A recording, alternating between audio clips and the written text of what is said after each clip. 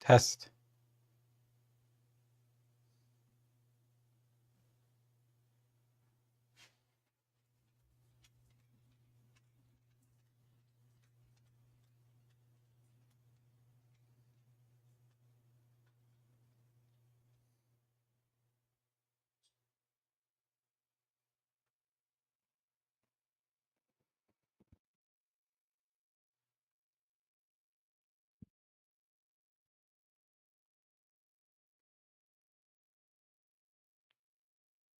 Hey everybody, how's everybody doing today? Welcome to my photography shopping live stream where we go online together and look for deals on photography gear and accessories. And I generally just try to focus on the essentials.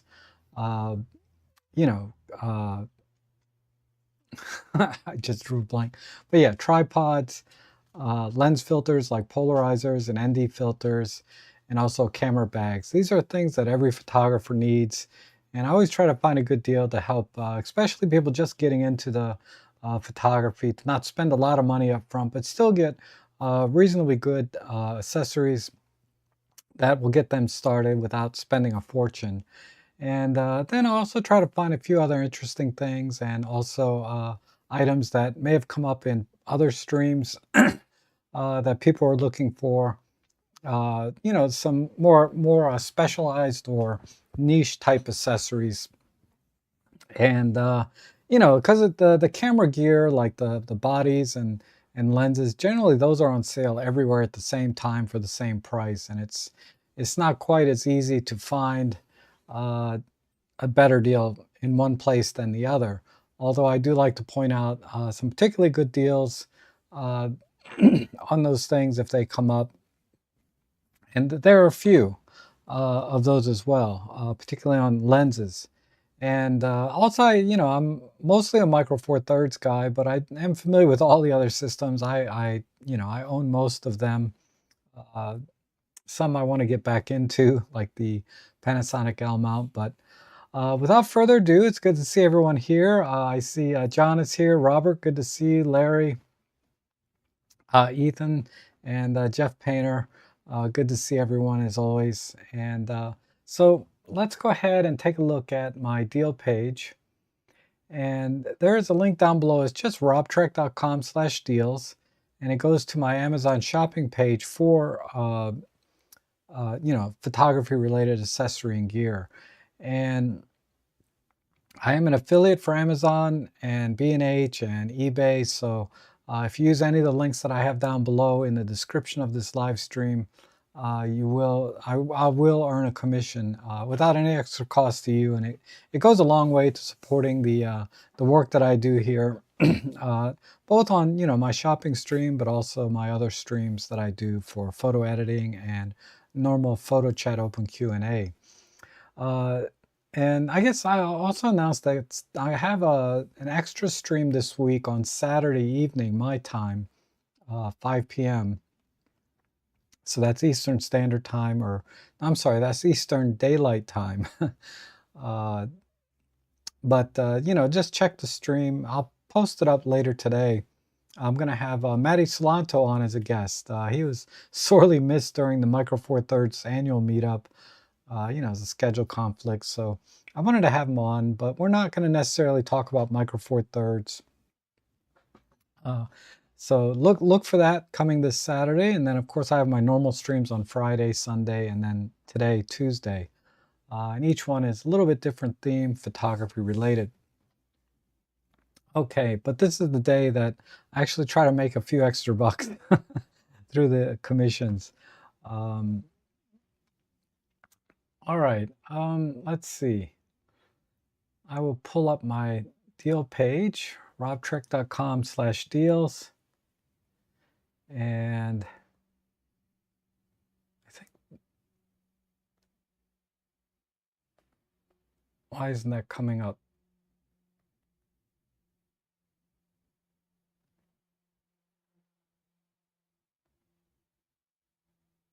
One second. Oh, I'm gonna have to do it manually. Sorry about that. This, I renamed the screen and now it's not coming up. Anywho, dang it. Give me 1 second. I gotta fix this. I'm sorry. It's gonna be hard for me to swap between screens if I don't have my button layout set up right. Okay, this time it is my fault because I did change something. And now, okay, so I want to go to OBS. Under scenes. I'll put that there. So let's see if that worked. Yes. Okay, now it's working. One more thing. Under 4K monitor, I want to add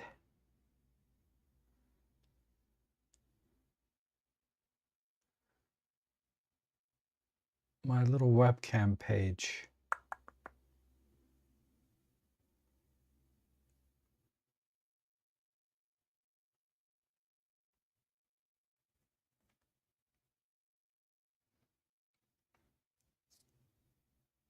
And okay, that works. Okay. I think we're good now. Kind of. A little off center. Okay, so I put at the top sort of my latest picks that I have here. There's a nice little filter lens combo pack here, $9.49. You get a 72 millimeter circular polarizer and a black mist quarter diffusion. The black mist, basically what it does is it sort of softens the highlights, creates a little bit of a bloom, and being called the black diffusion filter means it maintains the same contrast. So you still get really good contrast and pop with the black mist filter, but you still get that softening of highlights. And as they have in their picture here, you know, it's really great for portraits and things. And of course, circular polarizer is good for everything else, reducing reflections, giving a lot more contrast and pop to the colors. So these are, you know, particularly the circular polarizer, that's a filter that I always highly recommend. So if you have a lens with 72 millimeter filter thread or step rings therein, this is a must-have filter for every photographer. And then the black diffusion filter, it's great for, like I said, doing portraits and things. And it's also kind of nice for even some street photography, right? Particularly in the evening, where you can get more of a surreal look to the speculars when you're doing night street photography, and even daytime photography. So anywhere you want to soften speculars, this is a great filter to use. And normally I don't recommend this filter, but when it's packaged together like this for $9.49, it's a filter that you can eventually use and see if you like it or not. If you didn't like it, you didn't pay too much for it to begin with, right?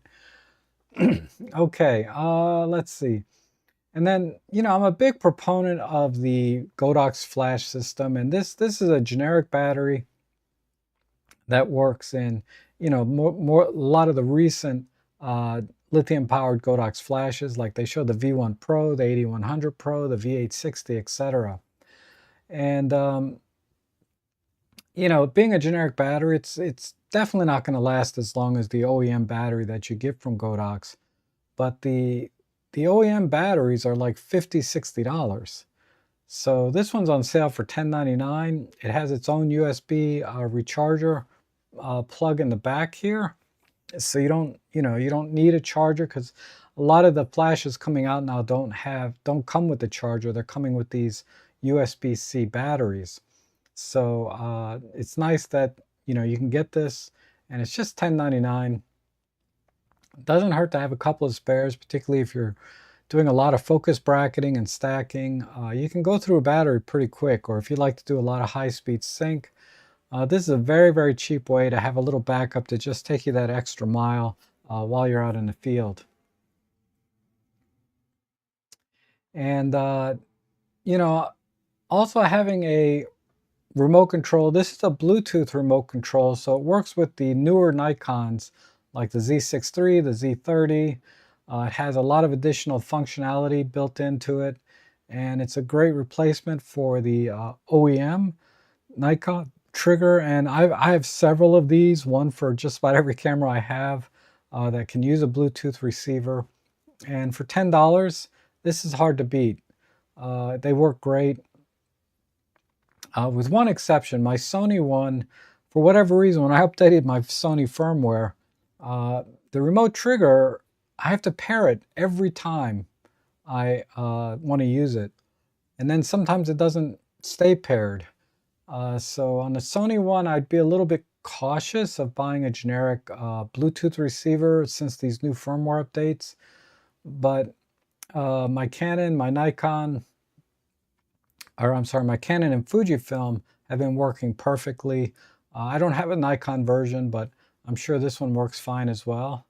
If not, you know, $10 you can return it with no problems. That's the great thing is, you know, Amazon has a very, very liberal return policy. So if there's any problems, you know, you can return them without any hassle. And I showed a similar item to this last week. This is a little different model, but it's $1 cheaper than the one I showed last week. This is great for reducing reflections when you're trying to shoot through glass. So if you're like at a zoo or a museum or, you know, at the top of a skyscraper and you have to shoot through glass a lot of times, this is a great way to really get a lot better contrast and less reflections from the glass. You know, and, you know, basically you just push it up against the glass. I don't know if they have an example here. Well, they have a couple examples. But you can see how here, right, if you try to take a shot, you get all these reflections. But then if you put the rubber lens hood on the front of the glass, you can virtually eliminate all the reflections. So this is a great accessory to have if you do a lot of that kind of photography. And then here is a new flash from Viltrox, and it's $51 basically. But one second, I'm having one little issue here.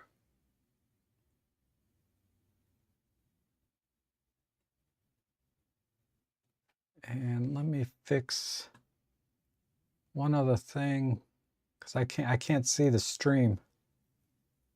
For whatever reason, my chat window stopped working.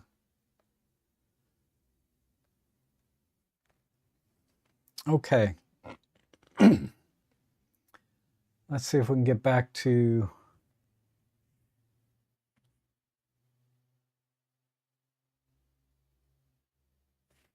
the stream.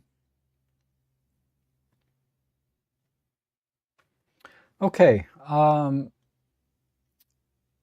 Now I tested the Viltrox Spark, which I'm going to show you next, and it was an excellent flash. This one has 2 less watts. The Spark is a 26 watt. This is a 24 watt. But it's a nice compact flash with a little bitty OLED display there, so you can see your settings very easily. But it has this giant knob on the side to change your settings very easily. It's TTL compatible. The Fujifilm, Sony, and Nikon versions are actually, all of the versions are on sale now for $51. And you know, if you just want a little compact portable flash, they come in handy time to time, particularly when you're doing focus stacking. You know, these are great. These are great to give you that extra bit of light. And you know, this claims like a 1-second cycle time.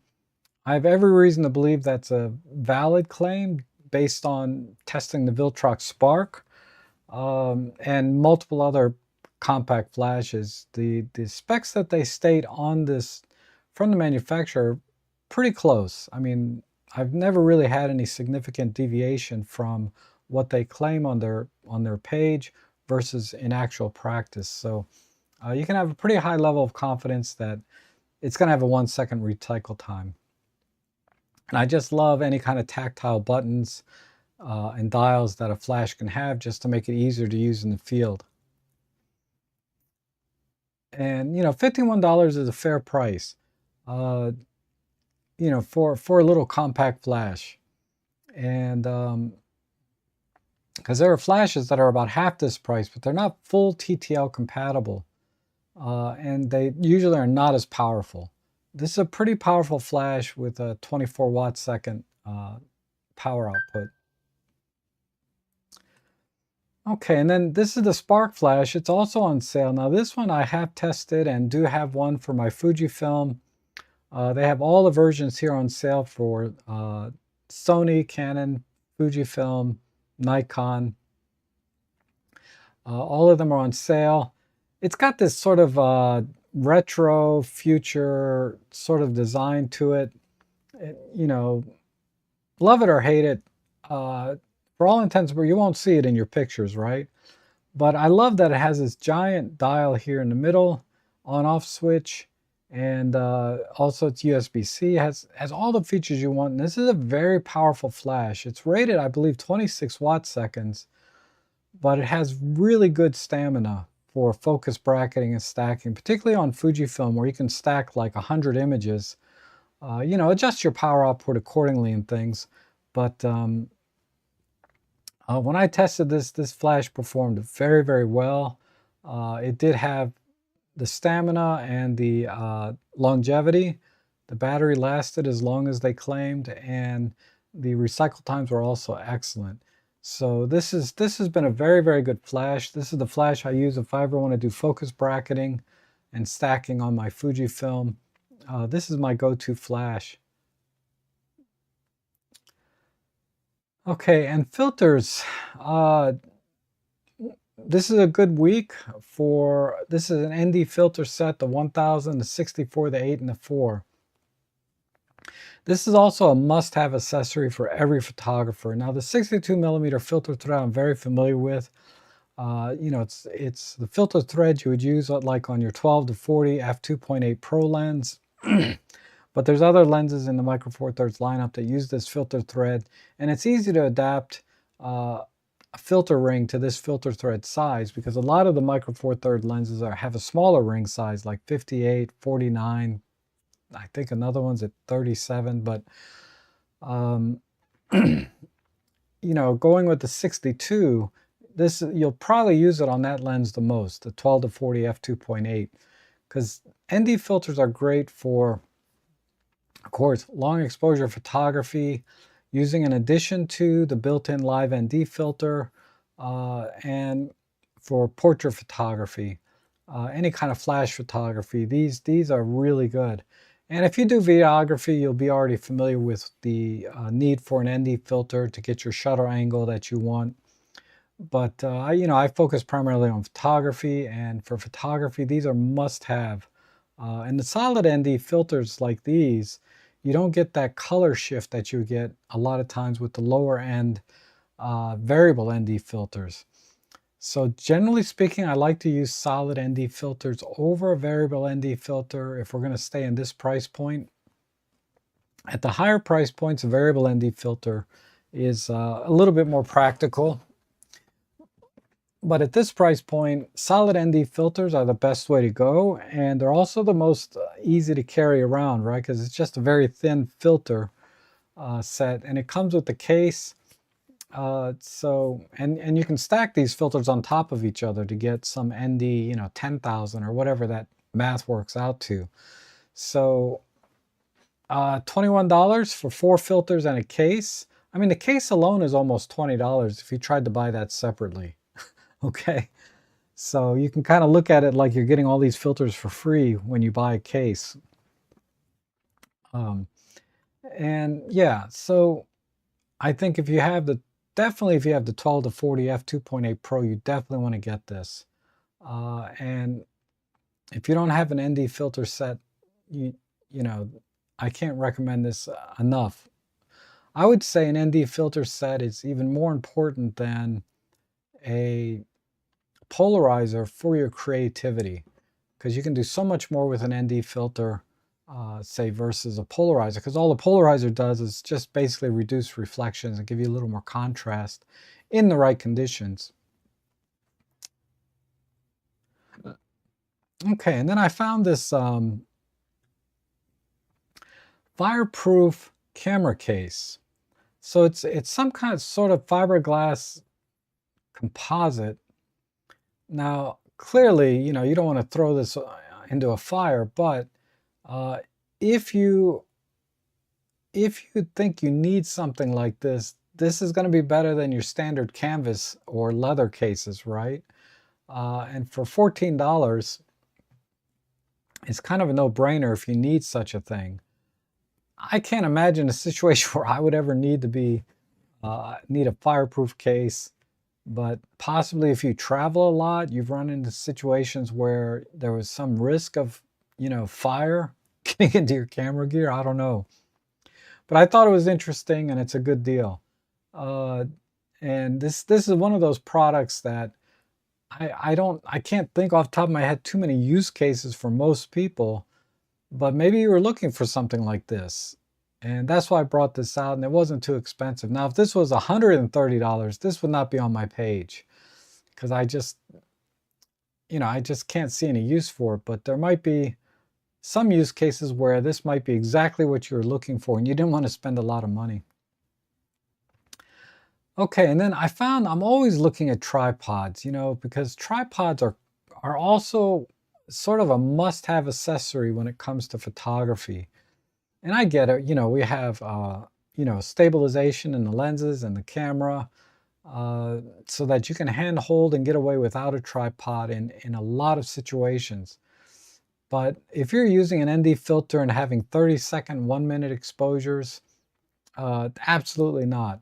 If you're doing landscape, okay, generally I recommend, if you're doing landscapes, particularly if you're doing panoramas, you know, a tripod's kind of a must-have. You'll get much better stitching results and all, you know, there's so many benefits to a tripod. And this is great because it has sort of the triangulated center column so that you can collapse the legs just as if there was no center column. So it's a very, very small profile in terms of diameter, and it has an excellent ball head. 33-pound load capacity. It's also a low-profile ball head, so the center of gravity is lower, which inherently just the physics alone give you more stability. And Interrail has been a very good brand. They've been selling tripods for a long time, and it's not a tripod I've ever bought personally because, you know, I get sent tripods from different companies. But if I were looking for a ball head tripod, I would definitely get this one at this price point. You know, and this has a 10-layer carbon fiber tube. It's the standard 25mm tube or 1-inch tube. So it's not too bulky, but it has a lot of strength because it is a 10-layer, but it's also the crossweave type carbon fiber, which is generally stronger than sort of that candy cane style carbon fiber. And, you know, the standard twist locks, I prefer flip locks myself, but I know a lot of people like the twist locks. The main advantage to the twist locks is that, you know, your cables and straps and other things that you might have around the tripod don't get caught up into the hooks of a flip lock. Because that does happen to me sometimes. And some people find the flip lock, the twist lock type tripods are easier to clean out and maintain than the flip lock. But, you know, I just prefer the flip locks because the flip locks, you don't have to worry about the plastic shims quite as much because you can physically tighten the flip lock so it holds the leg. On twist locks, if the plastic shim inside breaks or you know, whatever, basically if it breaks, and I've had them break on me before, it's impossible to find a replacement shim. And you're not going to be able to tighten the leg on the tripod. The leg is just going to fall out without any stop. So, you know, I've only had that happen twice, but that's enough for me, right? So I switched to flip locks going forward. I try to avoid the twist locks myself but I have a couple of twist lock tripods that, not a couple, most of my twist lock tripods have never failed. I've been using them for more than 10 years and they've been perfectly fine. But I do have two twist lock tripods where the plastic shim went bad and the leg just falls out and I can't find a replacement. And one of them was a brand name tripod from Mi Photo, and another one was a generic tripod, the K&F. You know, they were relatively, they were less than $100, those tripods. So, but anyway, I don't want to steer you away from twist lock. I think that, you know, they work fine, but that's just my preference. But I know some people just prefer twist locks and don't have any problems with them. Okay, and then this backpack is really well rated, and it's, you know, they're saying 90-day low price. You know, basically it sells for $50. If we look at the price history on this one, and we'll go 1 year, yeah, it's basically been selling for $50. It dipped here last year. I guess they had a Prime Day back here, but now it's back on sale for the $39 price. It looks like a really good canvas bag, lots of snaps, pockets, and sleeves. So it's going to be very, very versatile, and you're going to be able to pack a lot of stuff in there. So it looks good. Looks like a good backpack for $39, and lots of dividers, which I always appreciate, because our Micro Four Thirds gear, we have to pack a lot of things in, right? All right, we're almost through the new stuff. Just a couple of more items.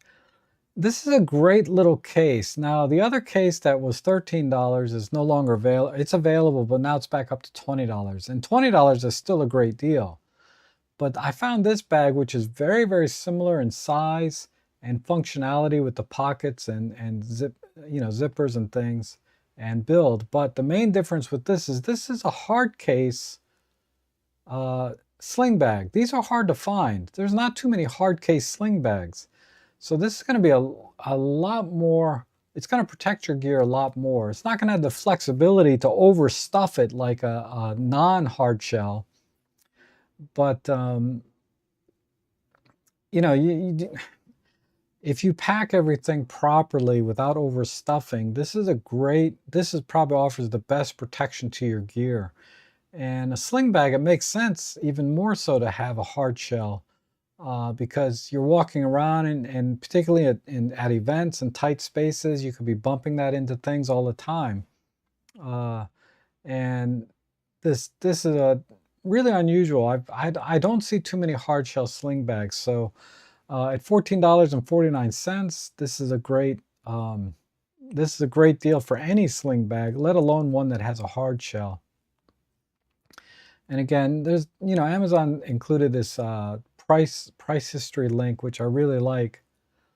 But if you look over 1 year that it's been available, it's never been this low before. This is the lowest price that this has been available. So I guarantee on Prime Day, if it's still on sale, all they're going to do is change this from limited deal to, say, Prime deal. This is technically an early Prime Day deal sale. So I would get this while you can if you've been looking for this kind of bag, a sling bag in general. You know, getting a hard shell sling bag I think is a nice bonus, or it having a hard shell is nice. Now there's a couple of external power supplies. This is mostly for you guys that like to go on overnight trips in your photography. You know, you got a van or you go out in your car, whatever, car camping. You know, having a very powerful, durable, reliable power supply to charge all your devices is invaluable. I have a version of this, a smaller one. It's an 800, it's a 300 watt version, but this is a 1000 watt. Okay, I have a 300 watt. but that thing has been invaluable. The 1000 watt would be even better. This is really great even for what I used mine for a lot, not only for like overnight like trips, but uh, when I go out and I want to use LED lighting instead of flash. I can power all my LED lights through this thing. And with 1000 watts, you can run easily. You can do half-day shoots with 200-watt LEDs, which is usually enough light for outdoor use even. But even in a studio, on location, at a client's office, whatever, if you want to use LED lighting rather than flash, um, these are great to take along as a portable power supply where you might not have access to power, and you don't have to run long cords across the floor that people can trip over. So that alone is worth the investment in one of these, so that you're not liable for any kind of accidents. Um, but yeah, these are really, really handy. I'm all about portable power supplies. This is the same version. This one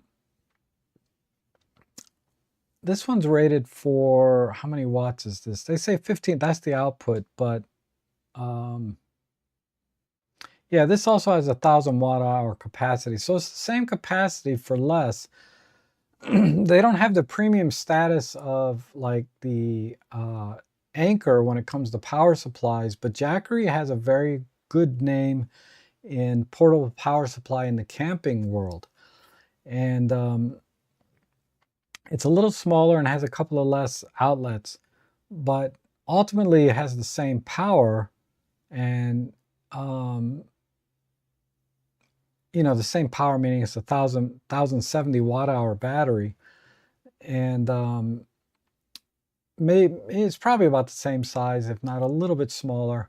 But between the two, just get the one that you think. This has the OLED display on it. These are really nice. So it's a little bit fancier. You got 4 USB ports and 5 AC plugs, versus the Jackery has 3 AC plugs and 3 USB-C ports. So it's just a little smaller, a little more compact, but this may be enough, and you can save 70 bucks, or I'm sorry, yeah, $70. And I don't think you really lose any functionality with this.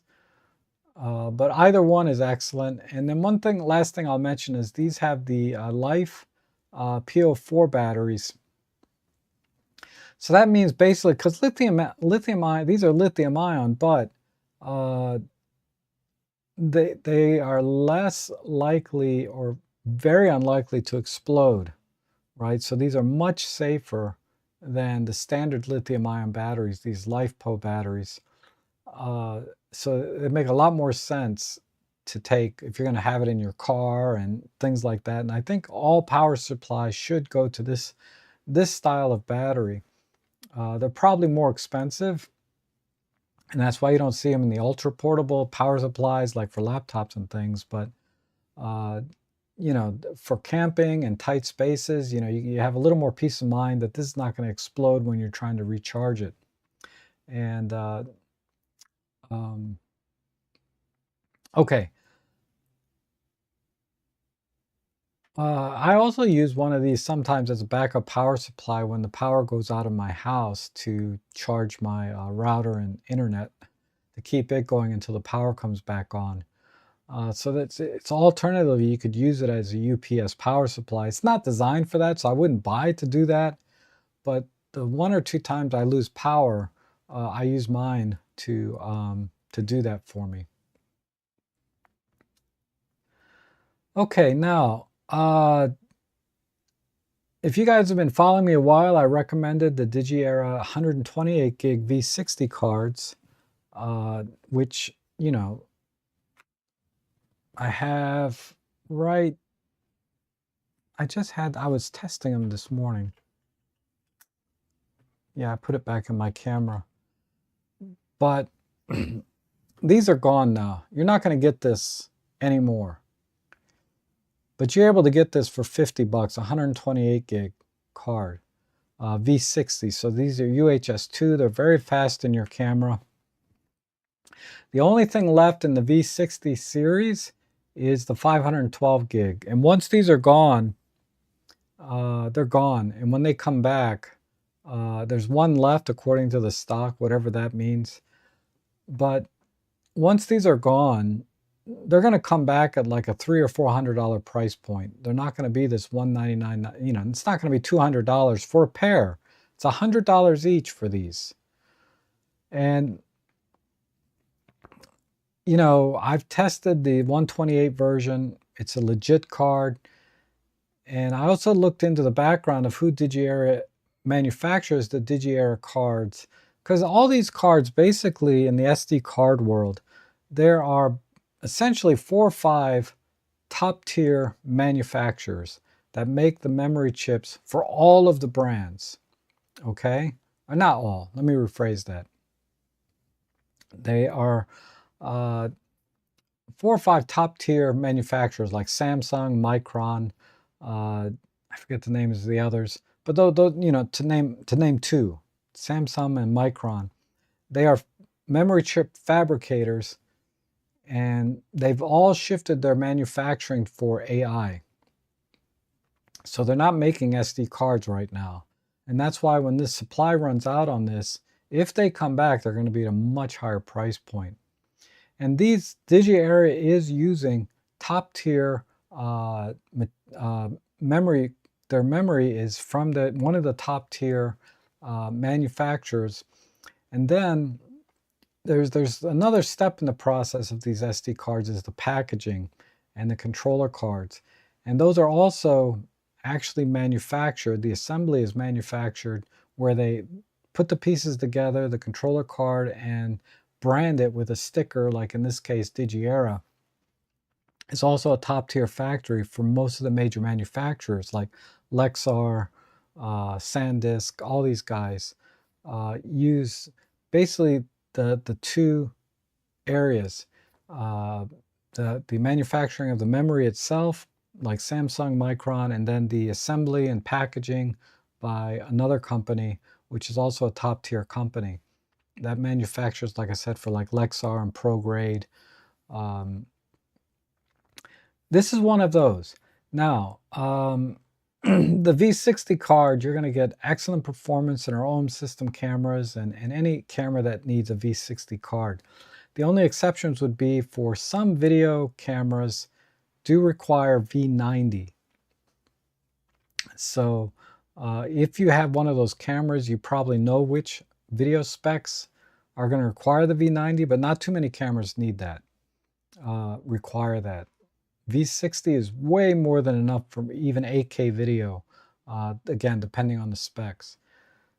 So, you know, if you were to try to buy half this, you know, because if we just go down and see what else is here, a single Lexar card, V60, 128, well, that's the Armor card. Let's compare apples to apples. Let's see. That's a generic, like, okay, here's a ProGrade V60. A single ProGrade V60 128 gig is 130 bucks. And you're getting a 512 gig card for $100. So you're getting what, 4 times the memory for 30% less. But this is what's going to happen when these run out. So I would recommend this. And then one other memory card I found is Orico. They've been a really good brand as well. 25 bucks for a decent brand. And it's a V30 card. So if you're just a normal point and shoot type person, you're not, you know, running into high-speed continuous shutter and hitting your buffer all the time, this card will work perfectly fine. 25 bucks. Once this is gone, this is another one where it's going to be gone. And I just want to point you down a little bit further down my page. I have all the other memory cards that I recommend. And this is a new one. It's so cheap. I might order this just to see if they're really any good. But I put that there because that looks legit. But all of these are legit cards that I can attest to. as being very good brands and perform exactly as they claim. Okay, and then the last thing I wanted to show you is, these generic spare batteries and charger. You're getting, this is for like the Pen F. Well, they have them listed here. This is the old BCN1 or BLN1 battery. The OEM batteries are so expensive, and they do last longer. They're better batteries. You can use those batteries over and over again forever and not have any issues until they die. But these generic batteries, if you use them on a regular basis and recharge them every week, you might get a year or two out of these without any issues. But at some point they start to swell up. They don't have as much capacity. So I always use these batteries as a backup to my OEM batteries. So I use my OEM batteries, and that'll usually get me through whatever I want to shoot. But if it does die, that's when I pull in one of these generics and finish the shoot or finish the day. But I would not use these as your primary batteries. Always have two OEM batteries, but it's always good to have a couple of spares with a dual charger. Now the dual charger you want to just keep in your car or in your bag, so that when you're on the go you can always charge your batteries, and this will charge the OEM batteries just as well. So it's very convenient. This is a good price to get a couple of batteries with the charger. So everything else down here, this $20 tripod is amazing for 20 bucks. All of this other stuff I talked about last week. Here's another ND filter set. This just has this is a 3-pack. It doesn't have the ND1000 filter. I would recommend you get the one with the ND1000, but if you don't want the ND1000, or you're extremely tight budget, you can go with this one. The other thing is, this is a 72 millimeter filter thread and not 62. So I think like the 12 to 100 f4 uses a 72 millimeter filter thread. This is a great set for $12, and so I would get this while it's still on sale and in stock. Yeah, so check out all the other things down here that I have on my page. Lots of good stuff. Some of this stuff is, this was on sale for like, it's still available. It's not a bad deal, but all this stuff is still recommended. And there's some lenses down here. This is, as far as lenses go, I will point this one out again. The 40 to 150 Panasonic with OIS. So if you have a Panasonic camera with DFD autofocus, you want to get this lens. This is a core, if you want to talk about basic lenses you need to have in your photography, this is one of them. 45 to 150, f4 to 5.6 with image stabilization. I think someone told me this was weather sealed too, but I'm not sure about that. But it does have OIS, so it has dual synchronized image stabilization. So I highly recommend this lens, and I've never seen it at this price point. This is a really, really good deal for this lens. And of course, all the other lenses. If you guys want to talk about any of these other things on my page, I'll be happy to talk about them. But I've talked about them in the past enough that I think many of you here have already heard my spiel and opinions on all these products. Oh, I will mention that my preferred diffuser, you see I bought one last year, is back in stock now. This does not stay in stock long. I like this because it has the mesh elastic hole for the lens, so it fits a lot of different size lenses and is very secure. So you definitely want to get this now, because when they go out of stock, it takes a month or two to come back into stock for whatever reason. So this is a great diffuser back in stock. But if you don't get this one, there's the other one that I have here. Let's see. This one, you can see the difference. This is $3 cheaper, but this does not have that elastic hole for the lens, so it works just the same. There's no difference in quality, right? But the difference is in how secure it is around the lens. This one you'd have to hold while you're shooting more so than the other one. The other one stays on the lens a little better, a little more secure. But if you want to save $3, you can get the other one and you won't be for the worse. So let me go back to the chat window. That's all I wanted to share today. Those were the main items. I think they all look like great deals, particularly the memory card. If you want to get a pair for $200, you're not going to find 512 gig cards for $100 each. I'm tempted to get it myself, the last set there. I just have a lot of memory cards now, and I don't have a need for 512 gig. I got a bunch of 256s. Okay, let me check the chat section and see if this is working. It is working. Okay, good. So DxO has 9. Oh, I'll have to check that out. I didn't see that this morning when I was doing some editing. And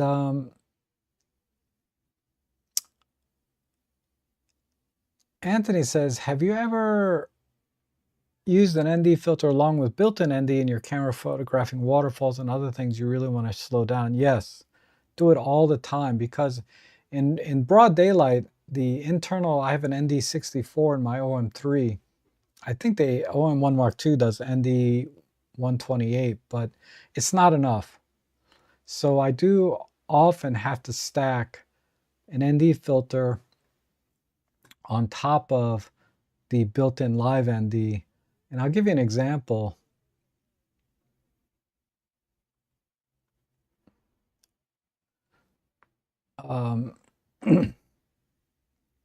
Like this shot here, I did combine, no, this shot here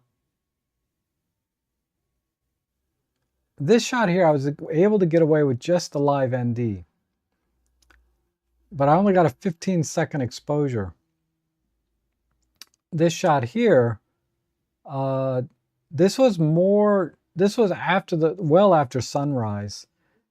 And this shot here, I did have to use the live ND plus a real solid ND filter. So I had an ND64 and live ND64 on top of each other.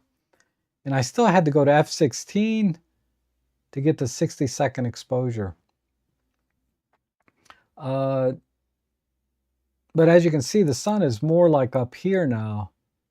This is on the same morning, and the light increased quite a bit. So it's really hard with the built-in live ND to get the shutter speed down to where you want it to be sometimes. So I do combine them all the time. And good morning, ATR Bear. Good to see you. And Anthony says, over 35 years ago when I did photography course, I was told I should use my tripod 85% of the time when photographing. I find built IS is good. I often leave my tripod at home. Absolutely. I mean, like I said, there's a lot of things you can get away with. I gotten away with a lot of things where I didn't need my tripod. One of the biggest advantages of the in the OM system cameras is the IBIS for focus stacking. I'm still struggling a bit myself, but I have been able to get away with hand holding focus bracketing with the image stabilization built in. Chris McGinnis, all his images are done handheld, but he has a much higher skill set than I do. I find that I can do a lot of things handheld, like handheld high-res shot mode. I use that a lot handheld, but it'd be nice to have a tripod. Then I can get the 80 megapixel high-res shot mode. I can do focus bracketing as deep as I want with a tripod, meaning more than this 15 in-camera stack. I can do 20, 30 shots with a tripod quite easily, because I just don't have the skill set to handhold that long, especially with flash. And any good prices on SDXC tough or rugged cards with V60? Not really. They're all really expensive. So we'll use the Lexar Armor 256 is $200. You know, V60. The Sony and Delkin also make them. Let me see. Sony Tough.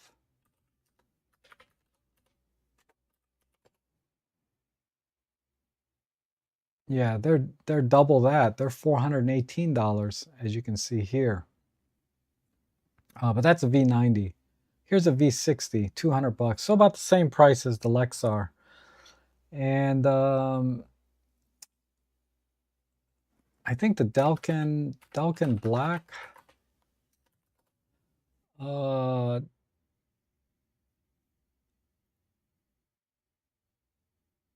Yeah, this is a. Wow, they're really expensive. The Delkin Black is $264. And I don't see any other brands.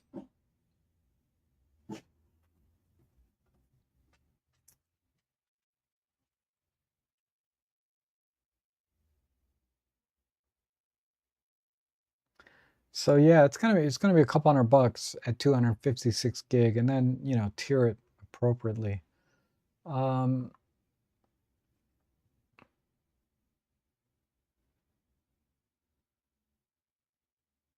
I think of the three, if we look at the Armor real quick,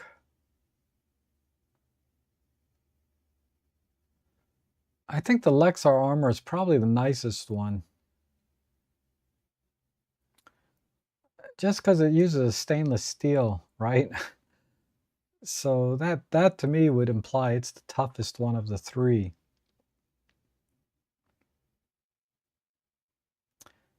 But the Delkins, they don't use the lock, and the pins don't have. The pins are more rugged too. So this is sort of the most expensive of the three. I'd probably go with the Lexar, something in the middle.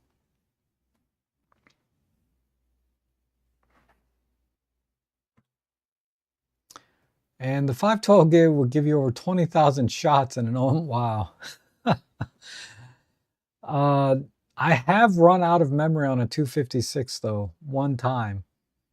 I hit that 10,000 limit, one day. So it can happen. It can happen. That's why I'm just thinking about the one time I ran out of space on my memory card, because I got 9,000 some images on it. And the other thing is, the memory card performance slows down as it gets full. Once you get to about between 80 and 90% full, the performance of the card slows down quite a bit. So even if you're filling up only to 80%, you start to lose a little bit of performance. When you reformat it, it goes back to its normal performance, but it's just kind of an inherent design. The way those cards store memory, it does slow down towards the end. And so it's a rule of thumb, try not to fill up your memory cards, your SSDs beyond 80% if you don't have to. And that might be a scenario that I hit all the time. But it's very rare I've filled it up, but I do recall one time. And Heather's here. Good morning. Do you know anything about B drives? No, not familiar with that.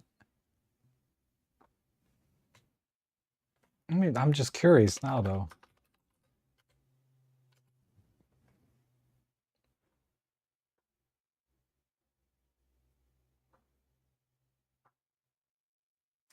B station, B drive. 2 terabytes. No. I'm just looking at this one here. I assume this is what you're talking about. So connectivity, cellular, USB-A, and Wi-Fi. Oh, interesting.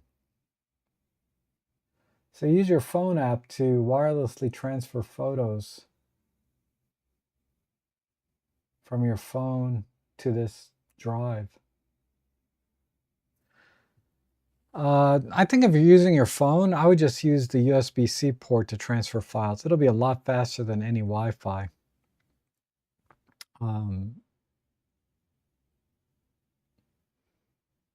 But if there's a need to do it wirelessly, it looks okay. I don't know if that's a solid state drive though. Let me see. I assume it's solid state, but I'm not sure because the price point is pretty cheap. $232 kind of implies it's not. And they don't say, oh, it is a solid state drive. It's not a bad deal. But I don't know how you would back up your SD card unless you plug your SD card with some kind of OTA device, USB-C connector, card reader to your phone to copy them to this drive. It seems kind of a roundabout way. If you want to back up your SD cards, I have, I'm going to add this to my, one of my shopping lists. I have one here called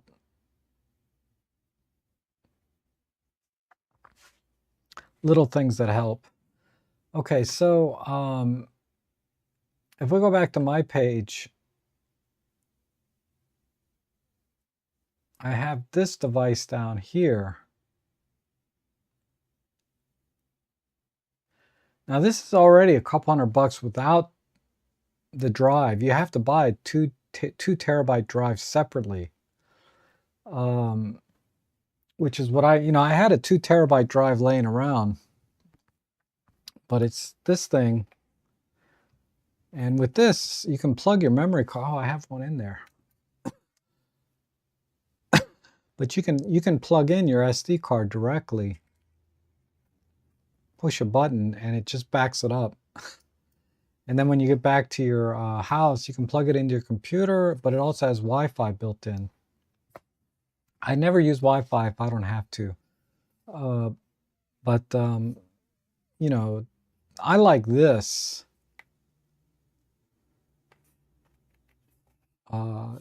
Say over the B drive. Because I don't have to use my phone or any apps or anything. I can just plug in directly.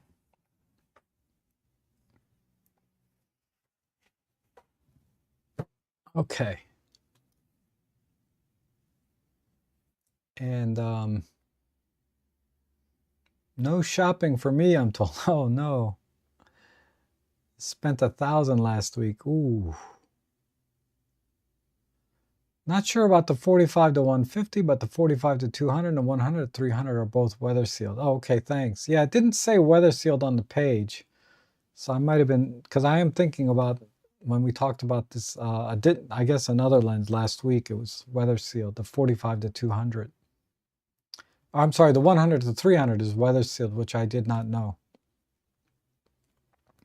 And Simeon asks, Rob, do you see Sirui AM225 and 254 tripods? I've been using a cheaper aluminum so far and wanted to enter the carbon fiber, of course, at entry level. Okay, so yeah, those I'm familiar. Those are like $100 tripods, right? The Sirui. Let me just look at that tripod again. The 223. I don't see the 225. Here's the 225 ESCO.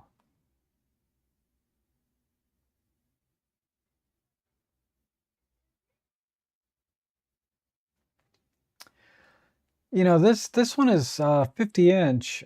This isn't, oh wow, this thing has gone up $30 since I posted it, I think. Let me go to my page. This is a 50-inch. On my page, I have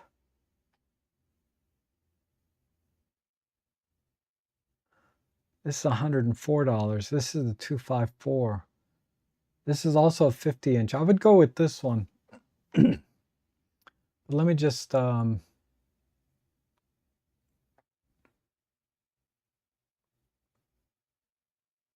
me just do a quick comparison. This has the low profile ball head. It has crossweave carbon fiber. Probably has a higher weight capacity, 22 pounds. And this one is, oh, this has a 26-pound capacity. I would go with this one if you want to get something in that style, right? And this is on my deal page.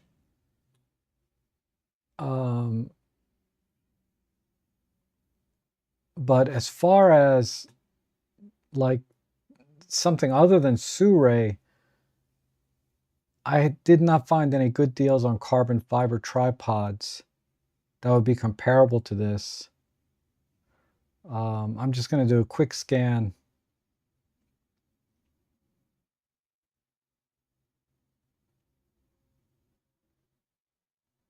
And I gotta say, Sirui has been killing it with pricing. They have been so good lately. On certain models of their tripod. Yeah, I don't see any generics that can compete with the Sirui.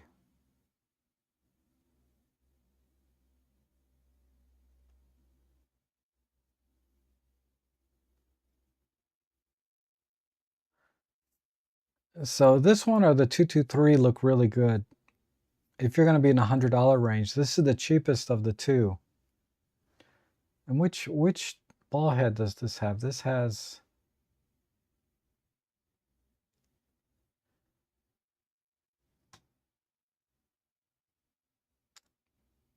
a low profile ball head with a 30mm diameter.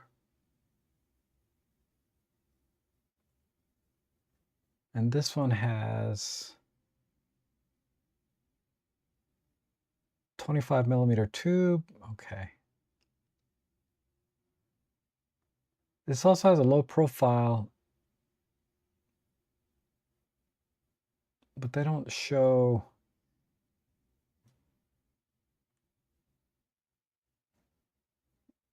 The base is 46.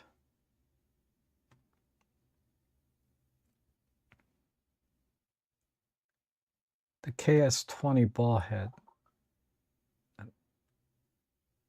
I know this is not the KS20. Let me just see what a KS20 ball head is.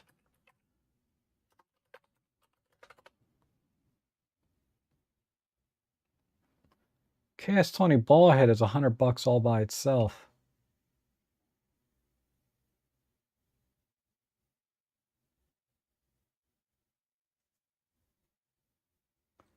.3-inch ball diameter, so it's like a 30mm. So it has basically the same ball head, maybe even a better one.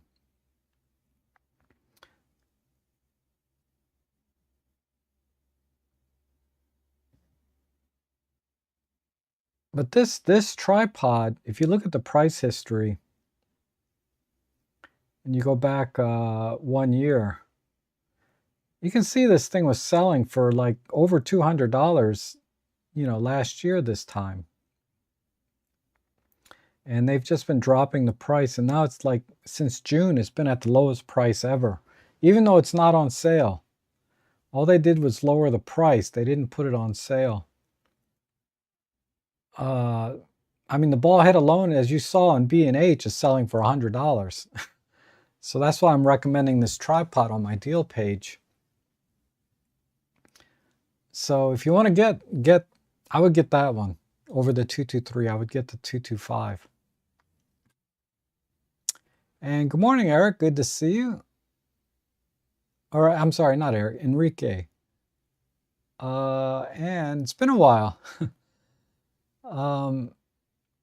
And Paul says, just check the Panasonic website and no mention of weather sealing will come with a lens hood. Okay, good. Thanks for checking that, Paul. And have you, oh, I almost missed one here. Hi, Rob, any recommendation on battery charger for the BLX? Yes, absolutely. So I have it on another page. If you click up here, Rob Trek, you can go down here to this window. And I have, it's all the way down here at the bottom. I think it's the this is the one you want. The BLX one, right? BLX one, yeah. So this is the one that I bought and I'm still using to this day. And it works great. $12.99. So I'll just add it quickly to my deal page. Just so I have that, it'll be easier to find than trying to dig for it. So if you go to robtrek.com/deals, you'll come to this page and you'll see it right here. Now it takes a little longer to deliver. It's not like a Prime charger, but meaning Prime, it's not an Amazon Prime charger. It's just being shipped through regular. But it doesn't take that long, right? You might wait a week or two to get it.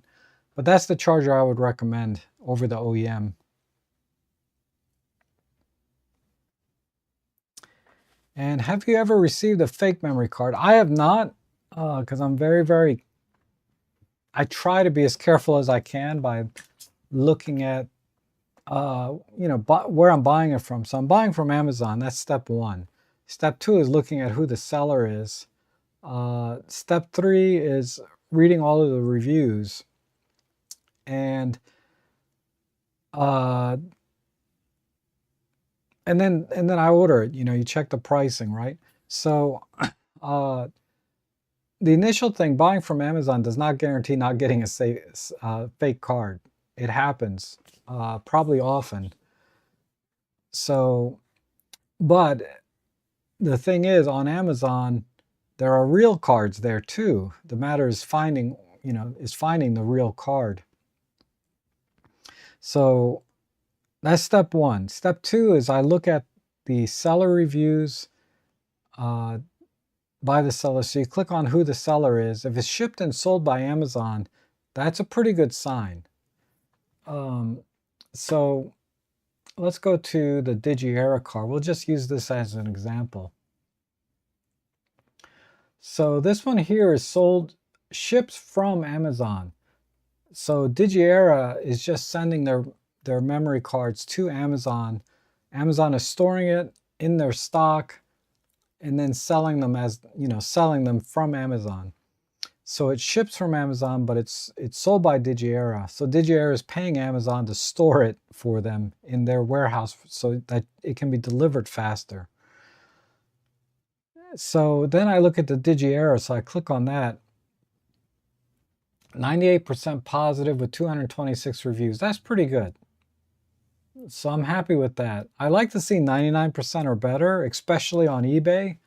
But with Amazon, 98% is not bad because Amazon customers are a little bit pickier when it comes to ratings. And then I look at the user reviews. So we got a 4.3 review, right?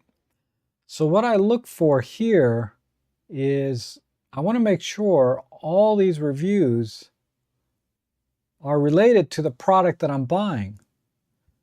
Because I've seen times when I'll be reading a review, 5-star review like this, but then what they're reviewing is not what is being pictured here.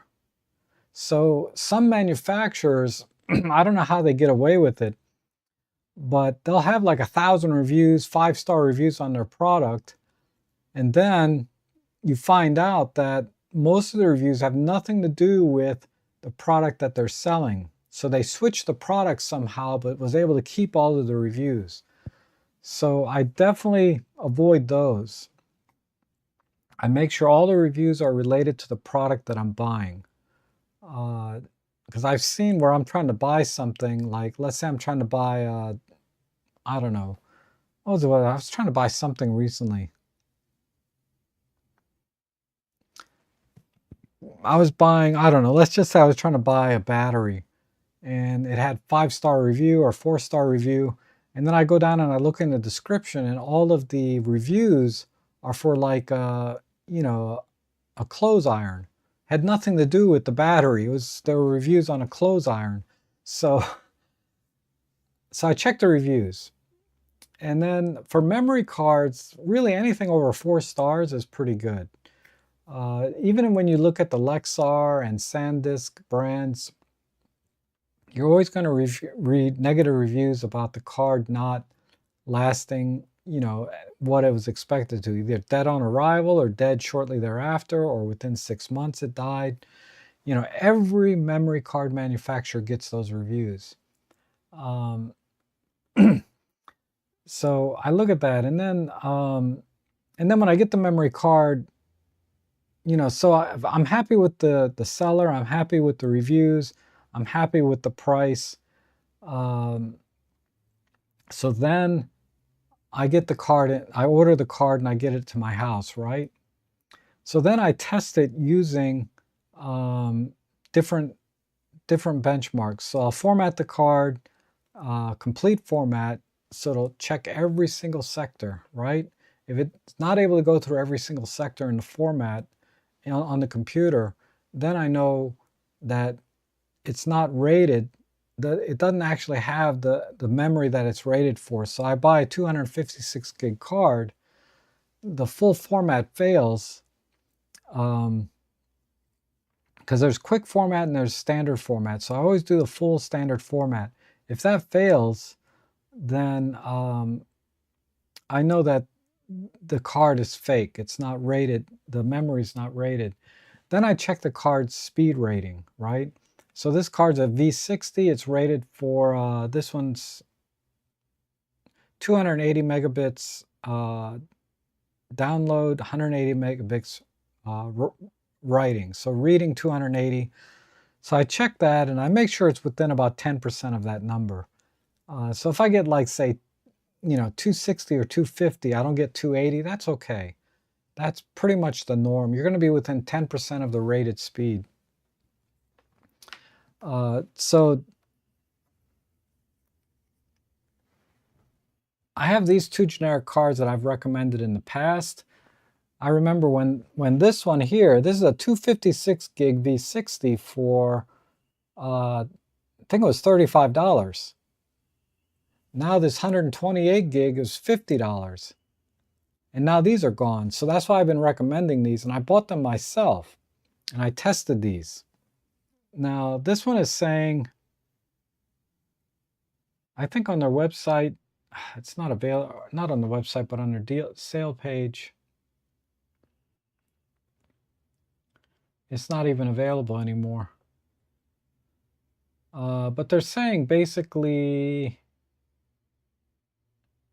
280 megabits and 160 megabits write. That's for the 512. So on this card here, I am getting, I'm getting about 230, 240 megabits read speed, but I only got like 105, 110 gigabits write speed. So it's closer to 15% below what they claim on the sale page. But to me, that's acceptable for what I paid for this, okay? It's still a V60 card. I'll get a little more into it. This is the other V60 card I bought. This one was rated for something similar, right? And I am getting those speeds. I'm getting like 260 on the read speed, and I'm getting about 130 on the write speed. So very, very good performance. So this card, technically, this card is 30% faster than this card, right? Or thereabouts on the writing speed. And then I checked, like, you know, a decent brand here, PNY, and I am getting 280 read right on that number. So I'm getting exactly what's rated here. On the right, I'm not getting quite that. I'm getting about 160. but it's still within 10-15% of what they claimed. So this is getting the most accurate claim, right? It's meeting the expectations. So of these 3 cards, right? Okay, one more. This one here.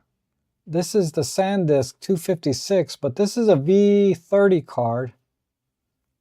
But it's rated for 170 megabits, I believe, read and write. I mean, it's rated pretty high. And when I tested it, I got about 130 megabits up and down, read and write. So it's significantly lower than what they stated, but still, for a V30 card, it's doing a really, really good job. So I'm getting about 130 megabits. Now, in the camera for buffering, these 3 V60 cards, if I fill up the buffer, so what I do is I hold the shutter button down for 10 seconds, it fills up the buffer and it's writing some additional photos. And then I let go and I see how long it takes for the buffer to clear. All 3 of these cards cleared in 16 or 17 seconds.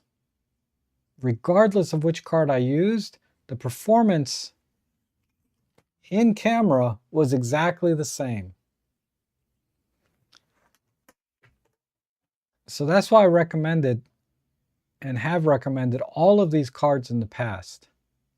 These are ones that I've used, ones that I've tested, and the PNY I've been using for a couple of years now, no problem.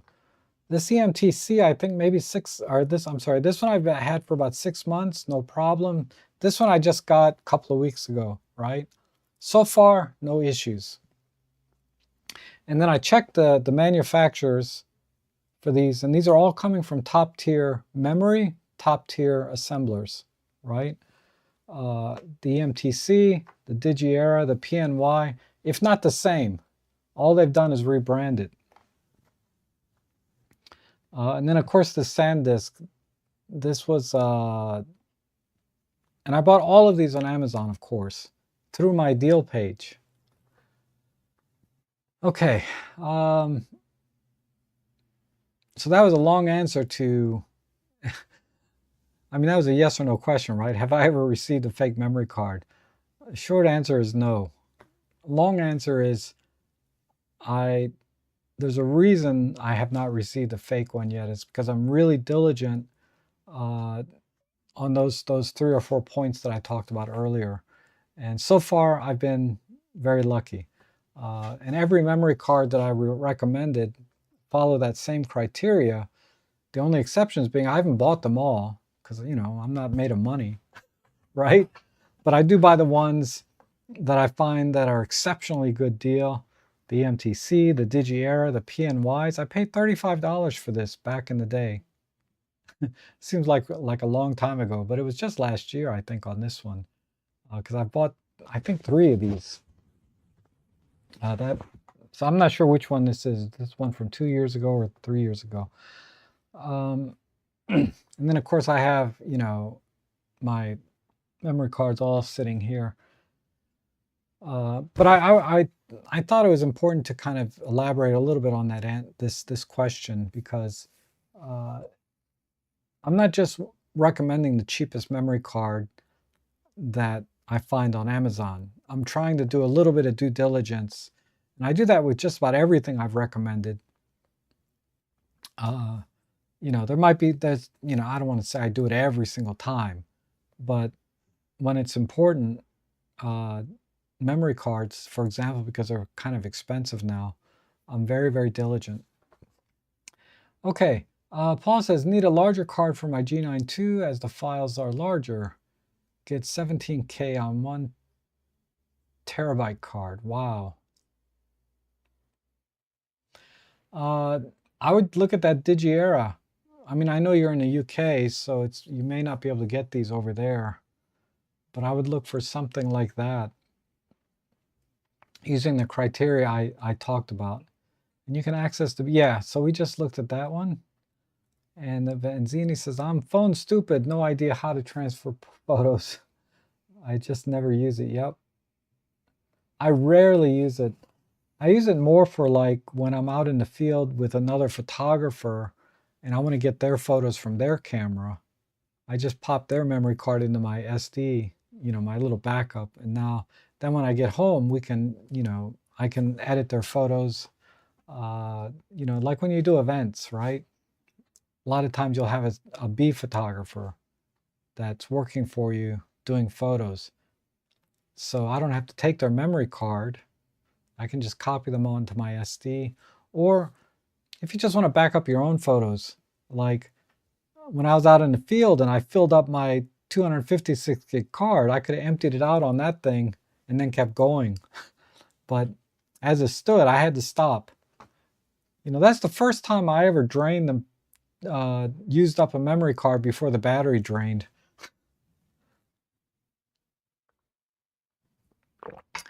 And my thought on use case is not saving photos on my phone, but if I want to pull one up while I'm out, I can. It also has AI search. You can search on description. Oh, okay. Interesting. So you want to just carry it around as a photo album, a virtual photo album. Oh, that's a decent use case.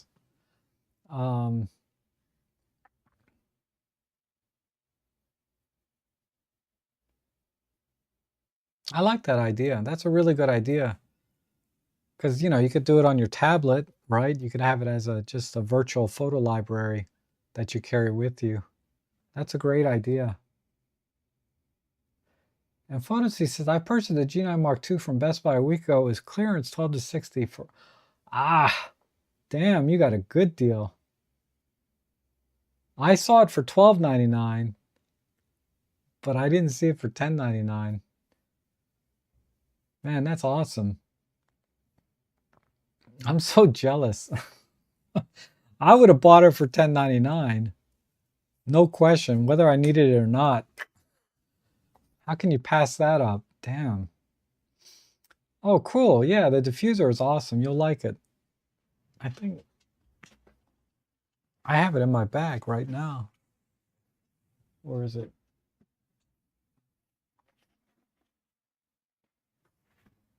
It's in my bag. Anyway. I wish you had a tripod selection video coming before Prime Day. Oh, okay.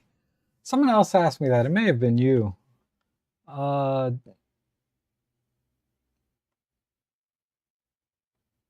I could do is break up the stream into 3 sections, right? Just have one dedicated to tripods. That can be like less than an hour. Then do another stream dedicated to, say, memory cards. And then do another stream dedicated to everything else. I don't know. That might be one way to do it. I have a hard time just making, I haven't made a video since April. And that was because I was kind of obligated to, because it was a review. I haven't done like an actual just standalone video on my own in a while. Oh crap. I do have to get going soon. But anyway,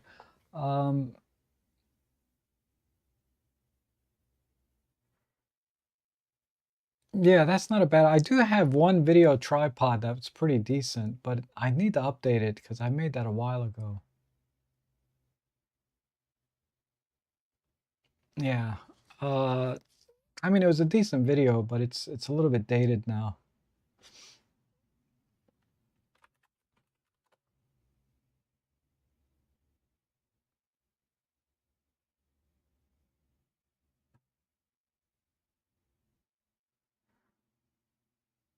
I'll put a link to it. That's my tripod video. You can watch that one for now. Gosh, I don't remember what I said in there, but let me see how it performed. About 7,000 views, 99.6% rating. But it's 2.5 years old now, which in theory is not really that long ago, right? But there's been a lot of new tripods since then.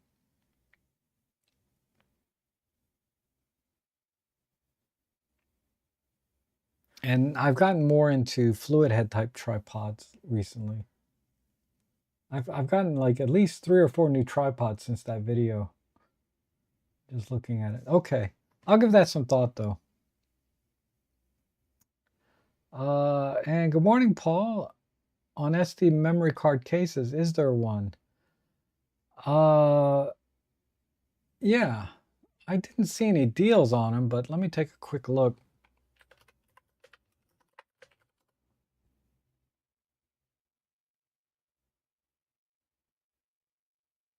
Yeah, they're not very expensive, but let me see if there's any.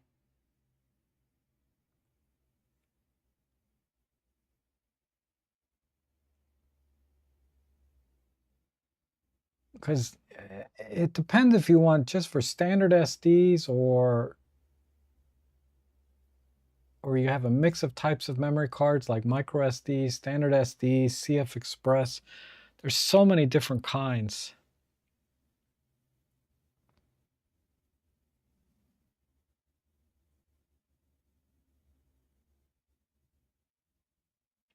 This one looks pretty good.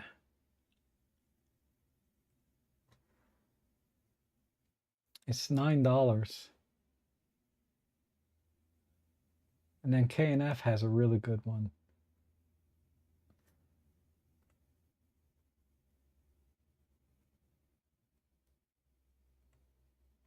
So I'm going to add these to my list for you, and then I'll show them to you.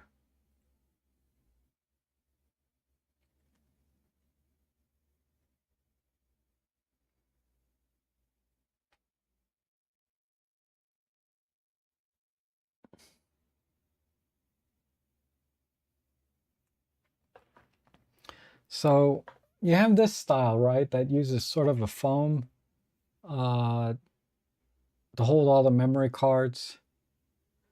But it's got a 4.6 rating. It's it's made by JJC. So the JJC is known for a lot of great photo accessories. But depending on the mix of cards that you need would dictate which one of these you would get. And they're all like 10 or $11, right? So look at this page. I put a link to this page on my deal page. And then here's one from K&F. And they have a different variety as well. This one looks a little bit more weather sealed, a little more durable to me just by looking at the photos. But I'm just talking about these sight unseen. I don't really know which one would be better in the hand. Because I generally don't use memory card holders. I keep one extra spare memory card in my wallet,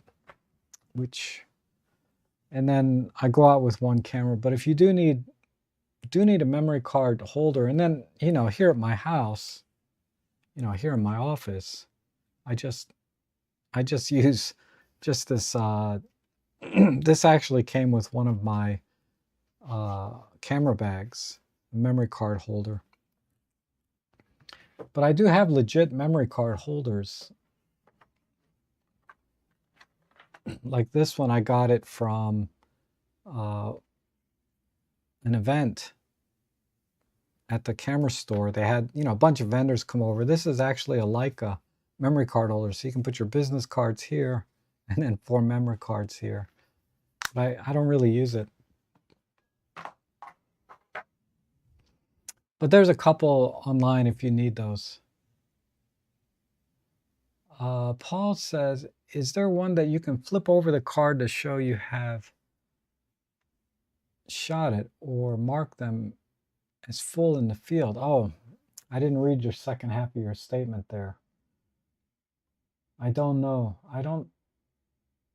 These don't look like they're flippable. Let me look at the other one.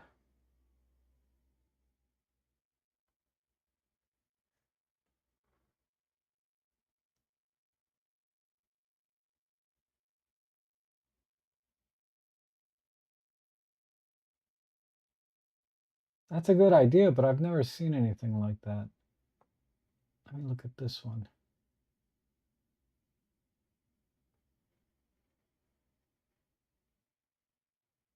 So this one, I'll add this one. This one's by XDC.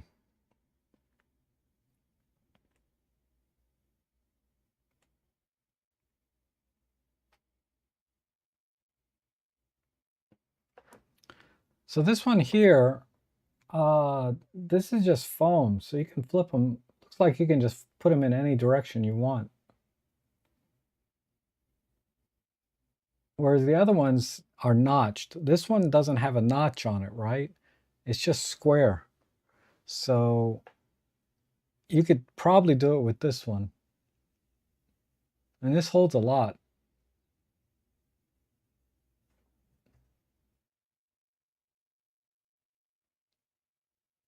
So that looks like a great option there. Because it's not notched, so you can just flip it around. And the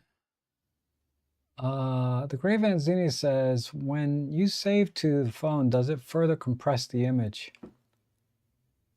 If you use the app,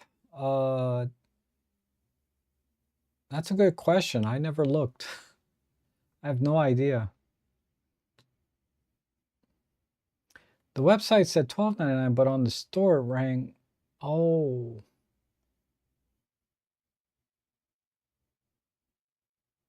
Wow. Man, you got a killer deal. That's like a once in a lifetime deal, man. You should have went to play the lottery that day too. You might have won. Because you got that basically for half price. That's insane. I'm so jealous. No, you leave it at home is the benefit.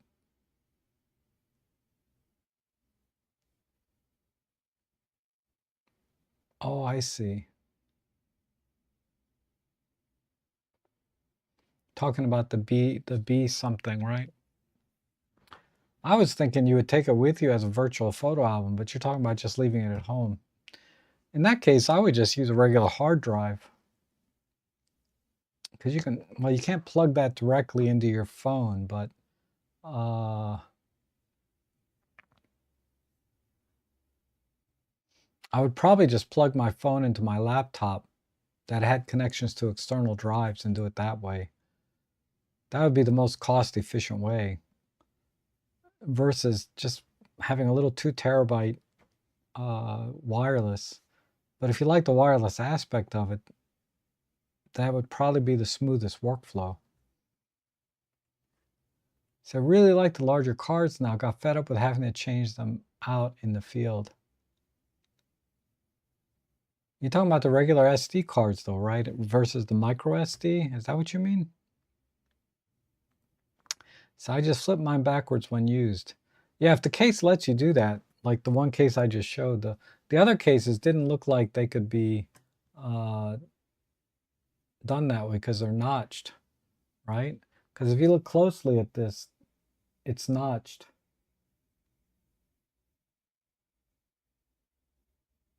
And the K&F one was notched even. This looks like more of a hard plastic notch. So the micro SDs look like you could flip around, but the regular SDs, maybe it's not notched. These could be square too. It's hard to tell from the photo.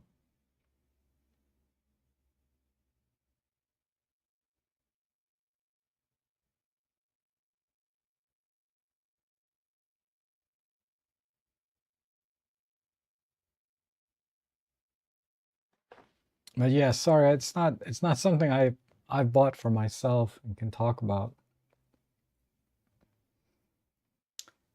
Okay, well, I think that does it. Next week is Prime week. uh, you know, I'll definitely be back on Tuesday, which is the first day of Prime Day. So look forward to that. But this week, look forward to my live stream collaboration with Maddie Salanto. And then Sunday, the regular live stream. But Friday, I'm going to do my photo editing. So I'm going to put all those streams up after this one. sometime today. So look forward to that. But hopefully you guys found some good deals with me today. You found some good deals. I'm so jealous of that G9 Mark II though. But anyhow, that was I'm glad somebody got that deal. I'm glad somebody got that. Did you get that deal? Because I think I talked about it on Sunday, and they were already sold out. But in any case, thanks so much for joining me today. It's always good to see everybody. We'll see you again this week. Have a great day and a good weekend. I hope